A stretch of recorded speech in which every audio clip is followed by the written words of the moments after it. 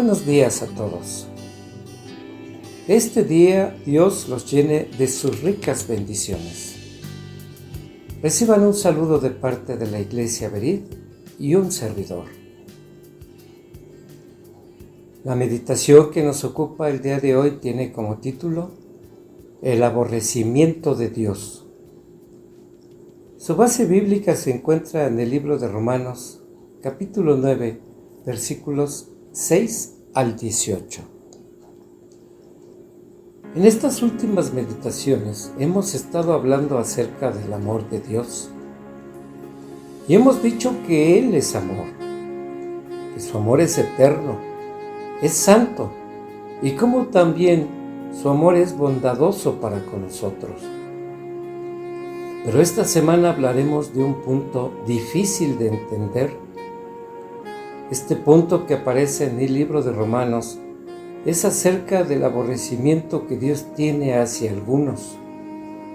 No del aborrecimiento del hombre hacia Dios, sino del aborrecimiento de Dios hacia el hombre.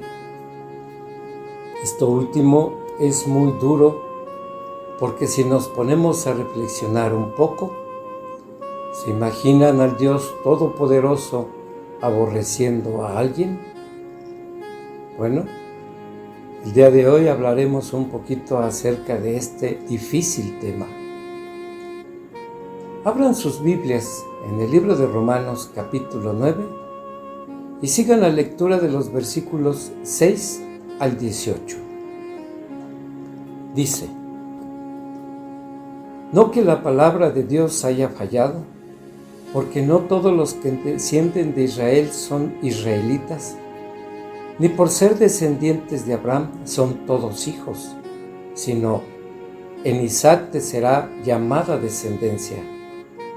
Esto es, no los que son hijos según la carne son hijos de Dios, sino los que son hijos según la promesa son contados como descendientes.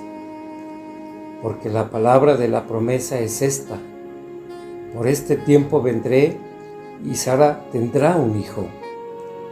Y no solo esto, sino también cuando Rebeca concibió de uno, de Isaac nuestro padre, pues no habían aún nacido, ni habían hecho aún ni bien ni mal, para que el propósito de Dios conforme a la elección permaneciese, no por las obras sino por el que llama, se le dijo: el mayor servirá al menor. Como está escrito: a Jacob amé, mas a Esaú aborrecí. ¿Qué pues diremos? ¿Que hay injusticia en Dios? En ninguna manera. Pues a Moisés dice: tendré misericordia del que tenga misericordia, y me compadeceré del que yo me compadezca. Así que no depende del que quiere ni del que corre, sino de Dios que tiene misericordia. Porque la Escritura dice a Faraón: para esto mismo te he levantado, para mostrar en ti mi poder y para que mi nombre sea anunciado por toda la tierra. De manera que de quien quiere tiene misericordia, y al que quiere endurecer, endurece. Hasta aquí la lectura. En los versículos 7 y 8 de este pasaje encontramos claramente la doctrina de la elección.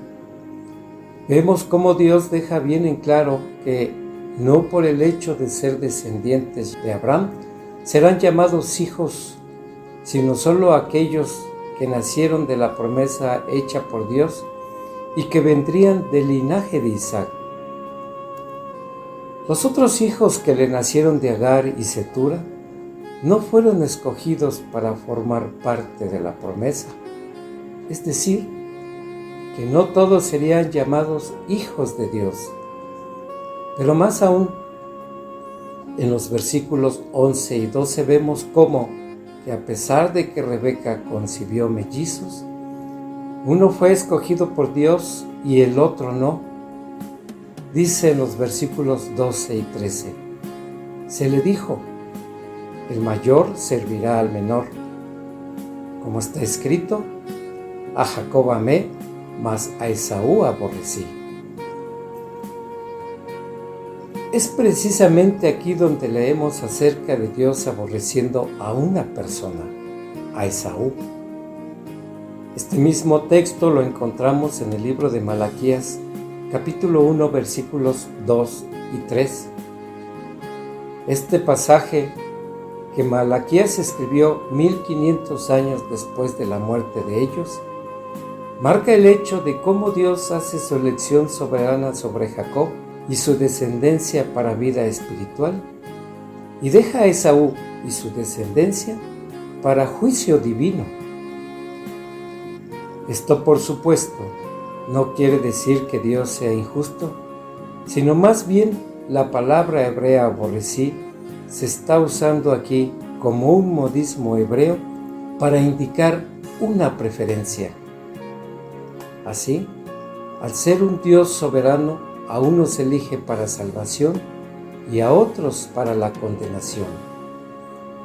Por unos decide tener misericordia a través de Jesucristo y a otros les exige cumplir con toda la ley moral. A unos eligió para estar bajo la gracia por medio de su Hijo, quien cumplió con toda la ley moral por ellos, y a otros les exige cumplir con ella para alcanzar su salvación. Veamos otro ejemplo de aborrecimiento en el libro de Génesis, capítulo 19. Se nos narra cómo Jacob llegó a tener 2 esposas, a Lea y a Rebeca. Recordamos cómo Jacob trabajó 7 años como siervo en la casa de Labán para que éste le diera a Rebeca por esposa. Pero al término de este plazo, como la hija mayor no se había casado, Labán le impone a Jacob que se case con Lea y que trabaje otros 7 años para conseguir a Raquel. Una vez que consigue casarse con Raquel, en el capítulo 31, versículo 29 de la Biblia de las Américas dice: vio el Señor que Lea era aborrecida. Volvemos a encontrar esta misma palabra que denota no el hecho de que Jacob aborreciera a Lea, sino que tenía preferencia por Raquel. Ahora bien, esto no quiere decir que cuando la Biblia afirma que Dios aborrece a alguien, solo quiere decir que está prefiriendo a alguien por encima del otro. Se cree popularmente que como Dios es infinitamente amoroso, bondadoso y misericordioso, al final de cuentas todos iremos al cielo, y confiados en que las Escrituras afirman que Jesús vino a salvar a los pecadores y reconciliarnos con el Padre, no debemos temer ninguna enemistad con Él, dando rienda suelta a nuestras pasiones. Debemos tener cuidado con esta forma de pensar, porque así como la palabra aborrecer se utiliza como un modismo hebreo para indicar una preferencia, también se utiliza de manera literal. Así el Señor, en su soberanía, escoge a unos para darles gracia y misericordia, y a otros decide darles justicia por el pecado cometido por nuestro padre Adán. En el libro de Éxodo, capítulo 33, versículo 19, encontramos que Dios dice a Moisés: yo haré pasar todo mi bien delante de tu rostro, y proclamaré mi nombre delante de ti, y tendré misericordia del que tendré misericordia, y seré clemente para con el que seré clemente. Hay una dimensión en la actitud de Dios hacia el pecador que indica una especie de disgusto completo hacia la raza humana pecadora y rebelde. Cuando se enfurece con Israel, se los hace saber a través de los profetas. Así, en el libro de Amós, capítulo 5, versículo 21 dice: aborrecí, Abominé vuestras solemnidades y no me complaceré en vuestras asambleas.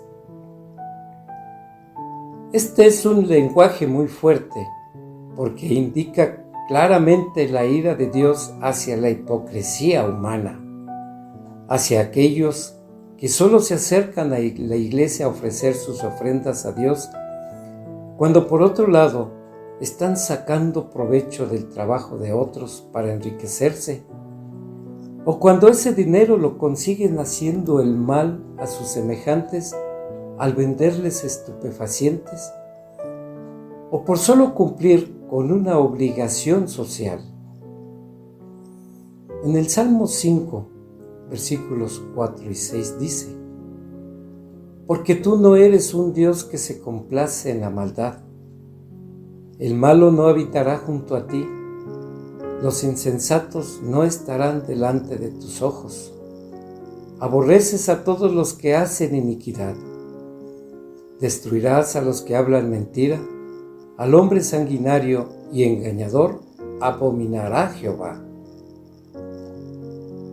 Este mismo sentimiento lo expresa Habacuc cuando se queja al ver que Dios estaba tolerando el mal sin control y no podía entender, diciendo: Dios, tú eres un Dios tan santo que ni siquiera puedes mirar el mal.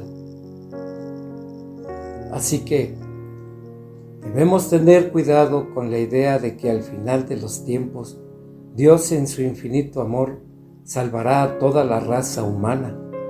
No, esto no es así, porque Dios aborrece tanto el pecado como al pecador.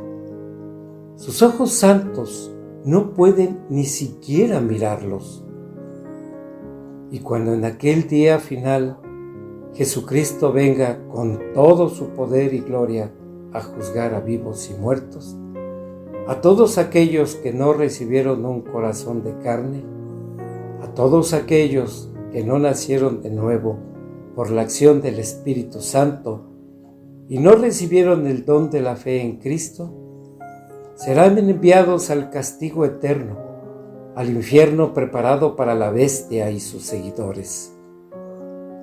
Mientras que los que fuimos llamados y sellados por el Espíritu Santo, entraremos triunfantes al reino eterno de Dios. Les agradezco su atención. Hasta luego.